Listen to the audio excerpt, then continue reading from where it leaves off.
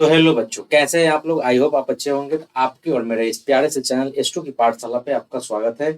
तो आज हम लोग क्या पढ़ने जा रहे हैं, करंट अफेयर्स के नए लेक्चर में हम लोग क्या पढ़ना है, उससे पहले कुछ जानकारियां आपको देनी है, उसको हम लोग देते हैं। जानकारियां क्या है, तो जानकारियां ये है कि इसी चैनल पे करंट अफेयर्स का आज लेक्चर दो डाले हैं। दूसरा लेक्चर जो था जो बिहार के जो मुख्यमंत्री बने हैं सम्राट चौधरी, उनके बारे में है, और उप मुख्यमंत्री जो बने हैं उनके बारे में है।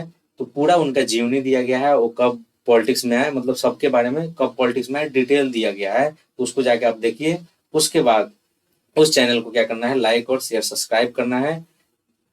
सेकेंड बताना है कि हम लोग इसी चैनल पे क्लास 10th को पढ़ा रहे हैं। क्लास 10th का अभी साइंस चल रहा है, तो साइंस में हम लोग बायोलॉजी का एक चैप्टर पढ़ा रहे हैं। कौन सा, तो बायोलॉजी का चैप्टर पढ़ा रहे हैं जनन। ठीक है, जनन पढ़ा रहे हैं। तो आज हम लोग इसमें अब हम लोग चलते हैं अपने विषय वस्तु पे। तो विषय वस्तु पे जाने से पहले हम लोग आपको मोटिवेटेड कुछ शब्द लाते हैं। तो मोटिवेटेड शब्द क्या है, इस प्रकार है कि वक्त जो बीत गया उस पर क्या करना, वक्त जो बीत गया उस पर बात मत कीजिए, जो वक्त बच गया है उसे बर्बाद मत कीजिए। तो जो आपका वक्त बीत गया है कि नहीं पढ़े सर, इतना दिन हो गया, अब कैसे होगा, तो उसको छोड़ देना है। अब देखना है कि इतना समय मिलना है तो कितना पढ़ना है ना। तो इसको देखते हुए अब हम लोग चलते हैं अपने विषय वस्तु पे। तो अब हम लोग को क्या पढ़ना है, तो हम लोग इसमें पढ़ने जा रहे हैं। आज इसमें हम लोग क्या पढ़ेंगे, तो आज हम लोग इसमें पढ़ने जा रहे हैं, आज की कक्षाओं में हम लोग पढ़ने जा रहे हैं एशिया का सबसे बड़ा ताजे पानी वाला ऑक्सोबो झील। ऑक्सोबो झील जो है उसके बारे में हम लोग पढ़ेंगे। फिर साकिब हुसैन का आईपीएल पदार्पण, उसके बारे में हम देखेंगे। फिर बिहार के सभी गांवों में फायर बूथ बनने जा रहा है, उसके बारे में देखेंगे। उसके बाद हम लोग स्काई टार्क विश्व एयरपोर्ट सूची का 2026 का जो सूची बना है उसके बारे में हम लोग देखेंगे। उसके बाद हम लोग इसमें देखने जा रहे हैं म्यांमार के नए राष्ट्रपति जो हैं उनके बारे में। फिर मिशन मित्रा, उसके बाद मुसाद इजराइल की खुफिया एजेंसियों के बारे में हम लोग देखेंगे। और आशा भोसले की जो अंतिम विदाई है उसी के बारे में हम लोग को देखना है। तो चलिए शुरू करते हैं। आइए हम लोग अपने पहले टॉपिक पे चलते हैं। तो पहला टॉपिक आपको स्क्रीन पे दिख रहा होगा, क्या है, एशिया में सबसे बड़े ताजे पानी वाला ऑक्सोबो झील। ऑक्सोबो झील कौन है, सबसे बड़ा ताजे पानी वाला ऑक्सोबो झील जो है उसको बोलते हैं कांवड़ झील। कहाँ है, तो बेगूसराय में है।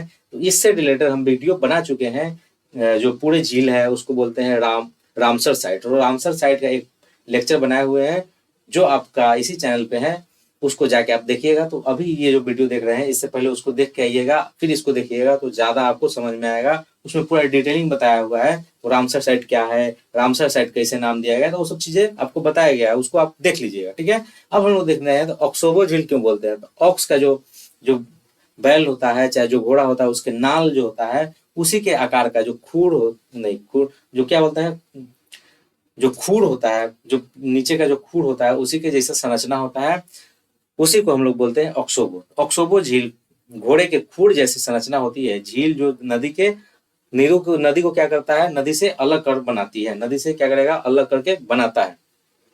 पहले ये कितना था, 55 वर्ग किलोमीटर क्षेत्र में फैला था। अब ये घट कर कितना हो गया है, 15 वर्ग किलोमीटर।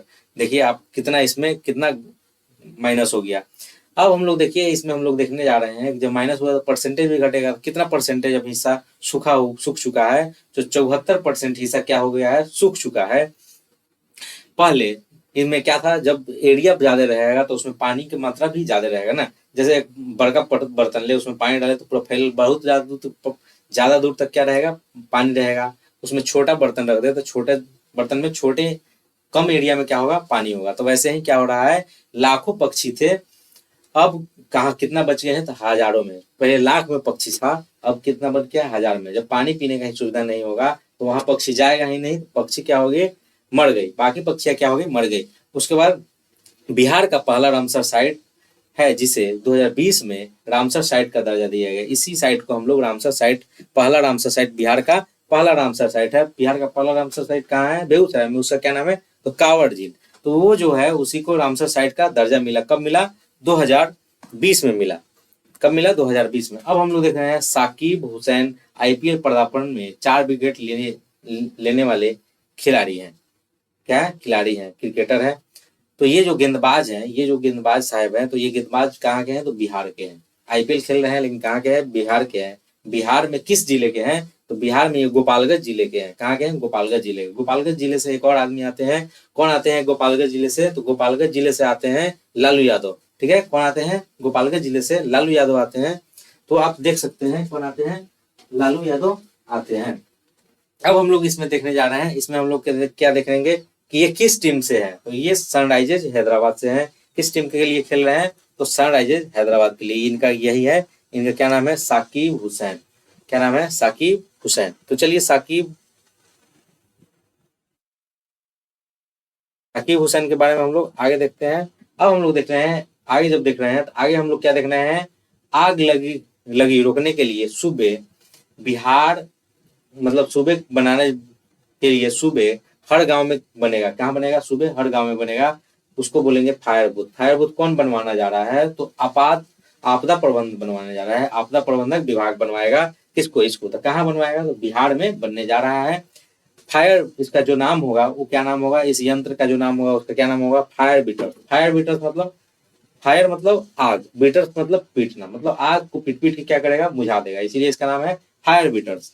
आग को पीटने वाला यंत्र। फायर बैंक, बाल्टी, रस्सी, कुल्हाड़ी इत्यादि का क्या करेगा? इंतजाम होगा। वहां आसपास में क्या होगा? बाल्टी भी रहेगा, रस्सी भी रहेगा, कुल्हाड़ी भी रहेगा, इन सब का क्या करेगा? इंतजाम करेगा।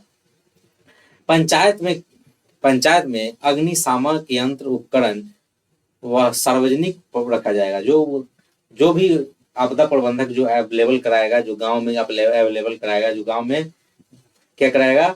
रखेगा, उसको सार्वजनिक रखेगा। किसी पर्सनल के लिए मुस्तैद नहीं कराया जाएगा, सबके लिए कराया जाएगा। ये हम लोग देख रहे हैं। तो चलिए हम लोग आगे फिर देखते हैं, आगे हम लोग क्या देख रहे हैं? Fire beaters. फायर बीटर्स क्या है? तो फायर बीटर्स एक क्या है? यंत्र है, जिसको हम लोग क्या करते हैं? बाहर का जो साइड होगा उसको पकड़ के ऊपर पीट पीट के क्या करेंगे? उसको मुझाते हैं ना। तो उसी को लिखा है, जिसका उपकरण घास, इसको किसमें आग लगेगा? तो घास में लगता है, झाड़ियों में लगता है, सूखी वनस्पतियों में लगी छोटी आग को पीट पीट कर क्या करेगा? बुझा देगा। बुझाने के लिए किया जाता है, इसका उपयोग किया जाता है, बुझाने के लिए किया जाता है। यह कहाँ?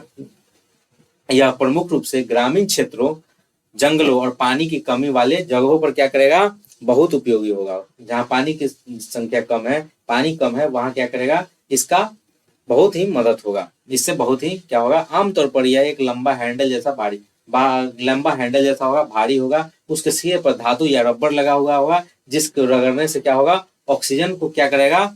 ऑक्सीजन काट देगा, ऑक्सीजन को अंदर जाने नहीं देगा। अच्छा, कोई भी चीज देखते हैं क्यों जलता है? तो ऑक्सीजन के कारण जलता है। अगर ऑक्सीजन नहीं रहे, अगर ये सपोज यहाँ से ऑक्सीजन हटा दिया जाए वायुमंडल से, तो हर चीज जलता हुआ आपको दिखेगा।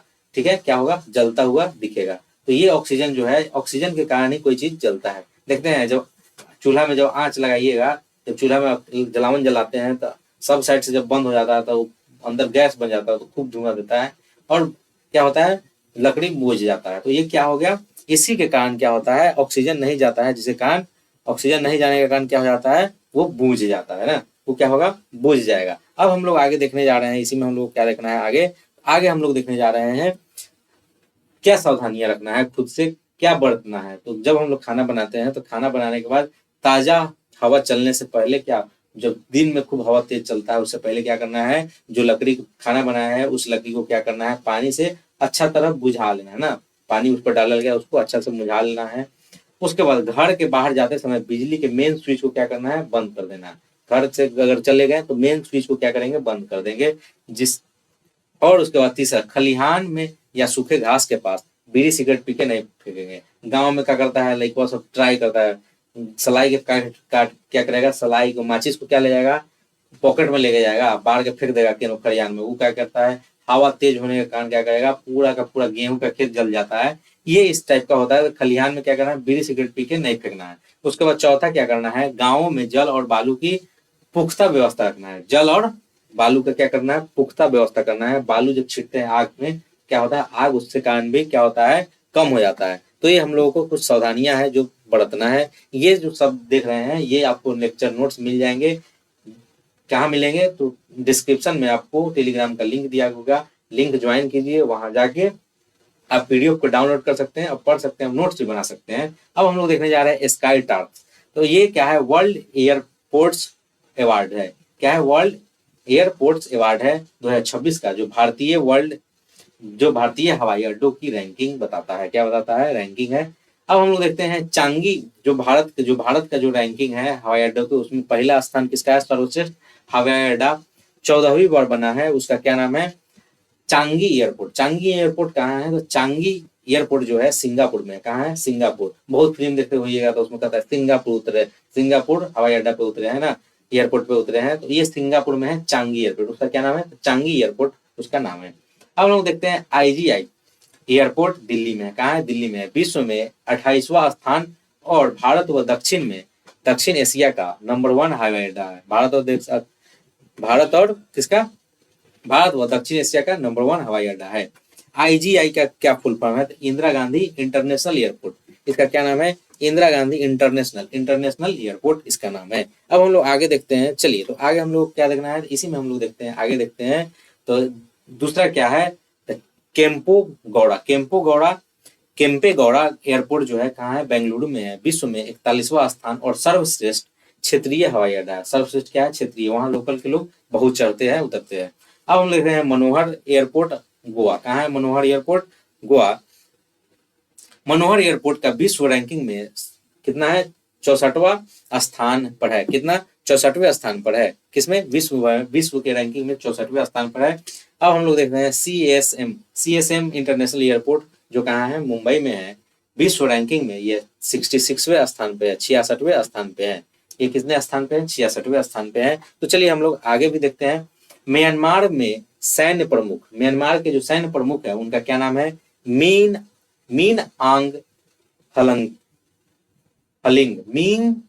आंग हलिंग राष्ट्रपति निर्वाचित है। किससे निर्वाचित हुए हैं? तो राष्ट्रपति से निर्वाचित है। नियुक्ति की तिथि किस तारीख को इनका नियुक्ति हुआ? 3 अप्रैल 2026 को इनका नियुक्ति हुआ है। पृष्ठभूमि क्या है? किस पृष्ठभूमि से आते हैं? तो इनका जो 69 साल के हैं, 69 वर्षीय जनरल, जिन्होंने 2021 में तख्ता पलट का नेतृत्व किए थे। किसका नेतृत्व किए थे? तख्ता पलट का नेतृत्व किए थे। यही इनका क्या नाम है? म्यांमार के ये क्या बने हैं? सैन्य प्रमुख बने हैं। इनका क्या नाम है? मीन आंग हलिंग। क्या नाम है? हलिंग। लिंग से पहले लगा देना है, ठीक है, हलिंग।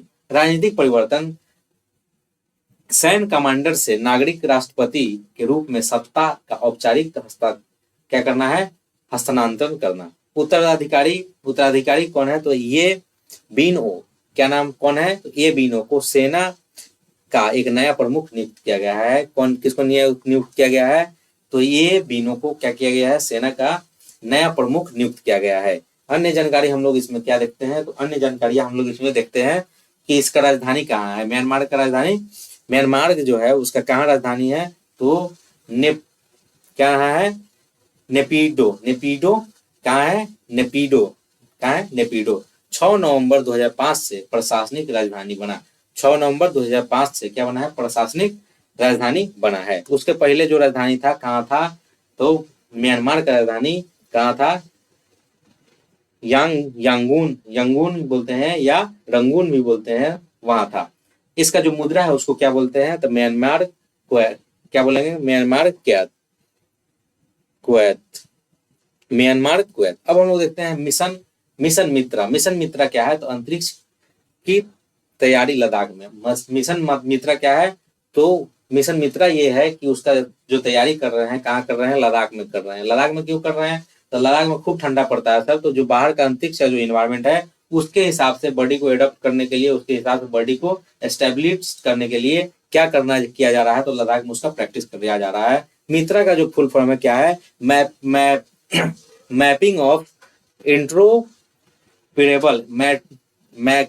Of interoperable threats and response assessment. कुछ जो स्रोत में रियलेबिलिटी जो असेसमेंट भी होता है, योजना तिथि क्या है? योजना तिथि 2 अप्रैल से 9 अप्रैल 2026 तक है। 2 अप्रैल से कितना? 9 अप्रैल तक इसका क्या है? योजना तिथि है, योजना बनाने का तिथि है। स्थान कहाँ है? तो लेह लद्दाख।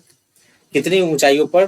तो 3500 ऊंचाई के मीटर पर इसको क्या करना है? 3500 मीटर पे इसके ऊंचाइयों पर क्या करना है? इसका प्रैक्टिस करना है। अब हम लोग देखते हैं सहयोगी। इसके जो सहयोगी कौन है? इसरो का ह्यूमन स्पेस जो इसरो का जो ह्यूमन स्पेस फ्लाइट सेंटर जो है और वायुसेना का institute of air space medicine वो सहयोग कर रहे हैं। ये वो क्या कर रहे हैं, सहयोगी कर रहे हैं, सहयोग कर रहे हैं कौन, इसरो और वायुसेना के institute of air space medicine, इनका क्या कर रहे हैं, तो इनका क्या कर रहे हैं, सहयोग कर रहे हैं। तो प्रतिभागी कौन है इसमें जो सहयोग कर रहे हैं, उसके में अब सहयोग हो गया था, हम लोग देखें प्रतिभागी कौन है। तो इसके जो प्रतिभागी हैं 4 को चयनित किया गया है जो गगन यात्री हैं। कौन है, 4 गगन यात्री हैं, उनका क्या नाम है, पहला है शुभांशु शुक्ला, दूसरा कौन है, प्रशांत बालकृष्णन नायर, तीसरे कौन है, अजीत कृष्णन, तीसरे कौन है, अजीत कृष्णन, और चौथे कौन है, अंगद प्रताप। कौन है, अंगद प्रताप है। अब हम लोग देख रहे हैं लद्दाख ही क्यों चुना गया है, लद्दाख को क्यों चुना गया है, तो लद्दाख को क्यों चुना गया है, स्पेस का जो एनालॉग है, स्पेस का जो बनावट है, उसी के हिसाब से लद्दाख का जो भौगोलिक परिस्थितियां हैं, जो भौगोलिक वहां के भूगोल बना हुआ है, जो आसपास का जो इन्वायरमेंट है, वो अंतरिक्ष के समान ही क्या एनालॉग वातावरण प्रदान करता है, इसीलिए लद्दाख को चुना गया है। उसके बाद दूसरा देखिए हाइपोक्सिया जो होता है, हाइपोक्सिया क्या होता है, तो ऊपर जब जाते हैं तो हाइपोक्सिया, ऑक्सीजन की मात्रा कम हो जाता है ना, ऊंचाई पर जब जाते हैं तो ऑक्सीजन की मात्रा कम हो जाता है। तो इसका भी हम लोग प्रैक्टिस करने के लिए, ऊंचाई के कारण ऑक्सीजन की कमी हो जाता है, उसको बोलते हैं क्या बोलेंगे, हाइपोक्सिया बोलते हैं। ऑक्सीजन की कमी से जो अंतरिक्ष यात्री के भीतर के वातावरण जैसा क्या करेगा, इन्वायरमेंट देगा वहां पे लद्दाख में। उसके लिए क्या किया जा रहा है, अंतरिक्ष में लद्दाख में क्या किया जा रहा है, ट्रायल किया जा रहा है, प्रैक्टिस किया जा रहा है। अत्यधिक ठंड और अलगाव, जो वहाँ क्या है, अत्यधिक बहुत ज्यादा क्या होगा, ठंड होगा, कहाँ होगा, तो लद्दाख में बहुत ज्यादा क्या होगा, ठंड होगा। तो हड्डियां जमने लगता है, जमा देने वाली ठंड होती है, पूरा हड्डी को पूरा क्या करे, जमा दे, उस टाइप का क्या होता है, ठंड होता है। और समाज को भी काट के अलग क्या करता है, पहाड़ पे जब आप रहिएगा तो समाज से दूर रहिएगा, तो इसको भी रहने का क्या करता है, मानसिक मेंटली क्या करता है, दृढ़ता को परखने का मौका दिया जाता है। तो इसके बाद हम लोग देखते हैं कठिन भूभाग क्या है, तो यहाँ का जो वातावरण है मानव शरीर और मस्तिष्क के अंतिम सीमाओं का परीक्षण करने के लिए आदर्श है। जो लद्दाख का जो पहाड़ी है, वहाँ के जो पहाड़ियां है, तो वहाँ क्या है, तो उसका जो इन्वायरमेंट है वहाँ पे क्या है, तो उसका जो अंतिम शरीर और मानसिक अंतिम सीमाओं का क्या करता है, परीक्षण का जो आदर्श वैल्यू है वो क्या करता है, प्रदर्शित करता है। उसका व्यवहारिक अध्ययन जब देखते हैं, तो इसमें व्यवहारिक अध्ययन क्या होगा, ये भारत का पहला टीम बिहेवियर स्टडी है, भारत का पहला टीम है जिसका बिहेवियर के उसके चाल चलन, उसके बिहेवियर को क्या किया जा रहा है, स्टडी किया जा रहा है, जहां चालक दल और ग्राउंड कंट्रोल के बीच आपसी तालमेल क्या किया जाएगा, परखा जाएगा। जो ग्राउंड में है और जो ग्राउंड में है और जो चालक दल के हैं, उसका क्या किया जाएगा, आपसी क्या देखा जाएगा, तो तालमेल को परखा जाएगा। ठीक है, अब हम देखते हैं इजराइल के बारे में। इजराइल के नए मोसाद प्रमुख की क्या हुई है, नियुक्ति हुई है। वो नवनियुक्त प्रमुख है, उनका क्या नाम है, मेजर जनरल रोमन गोफमैन। क्या नाम है, मेजर जनरल रोमन गोफमैन उनका नाम है। मोसाद इजराइल की खुफिया एजेंसी है। मोसाद क्या है, तो इजराइल की खुफिया एजेंसी है। इसका नेतृत्व करता कौन है, तो प्रधानमंत्री बेंजामिन नेतन्याहू क्या है इसके नियुक्त करता है। प्रधानमंत्री बेंजामिन नेतन्याहू इसके क्या है, नियुक्ति करता है। कार्यकाल की अवधि कितना है, तो 5 वर्ष का है। कार्यकाल की अवधि इनकी कितनी है, तो 5 वर्ष की है। इजराइल का जो राजधानी है, इजराइल की राजधानी क्या है, यरूशलेम, उसको जेरूशलेम भी बोल सकते हैं, यरूशलेम। जो जेरूशलेम जो है, अब इजराइल का जो मुद्रा है, जो पैसा रोकड़ा होता है, उसका नया इजरायली शेकल है। क्या है, नया इजरायली शेकल।